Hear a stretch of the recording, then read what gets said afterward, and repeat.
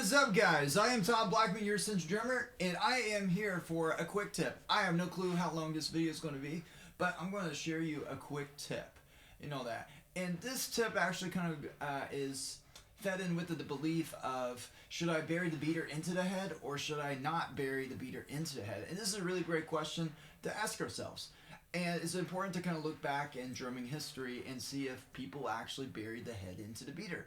And the quick answer is no, we should not bury the head into the beater, and here's why. A lot of these jazz guys were pretty much letting the drum breathe, and back in the day they were kind of letting the bass drum do doom, doom, doom, and all that type of thing, except for not making it sound like an 808. Yes, so don't make your drums sound like an 808. Apparently when I was doing this thing was vibrating and all. So, and that's what we want stuff to do, and it's just natural for stuff to vibrate and all. So what I'm going to do is show you this really cool trick, because even if you are self-conscious, you still don't know what you're doing and all that. And there's this really cool trick that I actually got from Ed Sofa a long time ago. Well, not really from Ed Sofa and all that, but these were rumors I heard from a lot of teachers that knew Ed Sofa, and they actually kind of did this trick. And the story with this with my little cigar is this. Ed Sofa had a lot of students in the jazz department over at UNT. He pretty much got sick and tired of all these students doing all this hard rock stuff, so he just decided to take the spring off the beater like so. And what this did is created this chaos and all that. Now, I don't have a beater on this, but once I put the beater on this little contraption, then the magic starts to happen and all that, because once I have the beater here, it kind of sticks right here, or it just goes all the way there, because this spring does a lot of work for you. It really helps out with the leverage.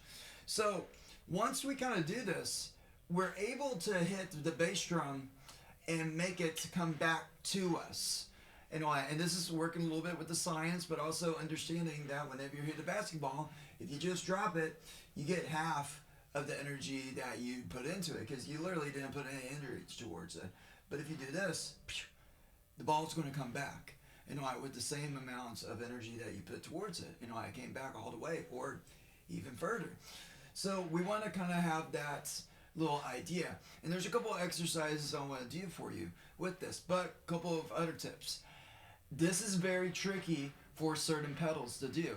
I mean, if you have DWs and all that, with like some of the entry ones, any entry level pedal will work. It will work. However, with 9000s, you can still do it, but it's not going to be the same effectiveness and all that. So sometimes the most expensive stuff is not always the best stuff, but I still have 9000s because I love them. I'll show you what you can do with this and all. So what you can do with this is this cool little trick. And we're going to switch the camera angle for a quick second, so that way you get to see what's happening down below. Alright, so this is pretty much what it looks like and all that, with no spring attached. It's kind of pretty much got some good bearings going on. And so this is how you kind of know your pedal is really good quality and all that. Now, if I kind of just do this,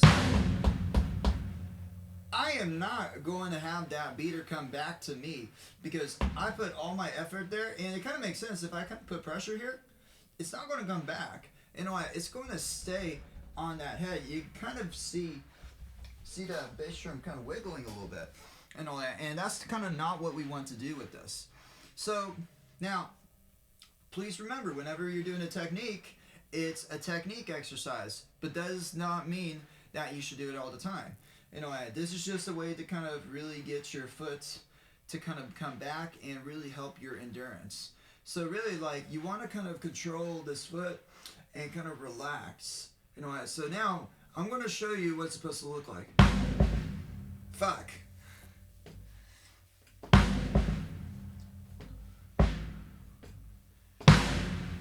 That's what it's supposed to look like. Now I'll tell you this, is with the DW9000s, this is fucking hard and all that because this pedal is not designed for this type of activity. But if this is the only pedal, it works great. Now we're going to switch pedals real quick because with the other pedal, it really is a much better effective way.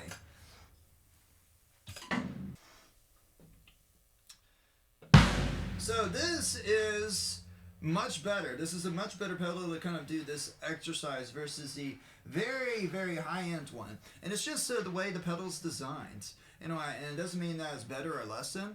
It's just for this certain exercise, we kind of want to kind of have a pedal like this. Because these were the pedals that people were using back in the day, and they were not that bad and all that. But I always like the new ones, you know, because they're much better for your feet, you know, or feces, and all that. So this is a really cool little exercise, and this is pretty much what it's supposed to look like, and all that. They kind of really get that rebound going, you know. Whoops, my bad. Now, a couple of things we can do this so that way you're able to kind of really help out your foot and actually apply it to practical applications is actually messing around with some of the movements. Like we got singles. That's a really cool one. And then we got doubles. And all that type of thing. So this is a really cool little, and also paradiddles. See? Now, another thing, and I haven't told you this yet, this is a really good way to check on the tension of your bass drum. Now, you don't want your bass drum to be super bouncy, however, you do want it to make it feel good for you. And so I'm just letting you know that with my bass drum, it doesn't feel good. You know that. I'm actually putting a lot of effort into this, and usually whenever I do this exercise, I actually kind of have it bouncing quite a bit. So that way it feels a little bit more natural and I have a proper balance. So again, this is a good way to kind of check the tuning of your bass drum, but also really good foot workouts for your foot. Now, you can't really do this with your left foot, but you can do this quite a bit with your right foot. You know, done the right way. No pun intended. So this is a really cool exercise.